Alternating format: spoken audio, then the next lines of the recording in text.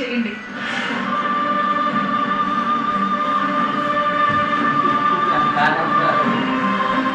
మీ నాన్న ఇంత చెప్పినా మీకు అర్థం కాలేదన్నమాట. ఎవరు ఎంత చెప్పినా నేను వినను. నాకు అర్థం కాదు. బావతో పెళ్లి చేస్తారా లేదా? తీసుకున్న నిర్ణయంలో మార్పు లేదు. ఈ పెళ్లి జరగదు. అయితే మీకు నచ్చినట్టుగా చేసుకోండి. నాకు బావ కావాలి. బావ అది జన్మలో జరగదు డాడీ. నేను బావని మర్చిపోలేను. బావతో నేను బ్రతుకుతాను. తనే నా భర్త. మా ఇద్దరికి ఎప్పుడో పెళ్ళైపోయింది. కాదన్నరికి మీరెవరు? నేను బావని మర్చిపోలేను. జోత్స్న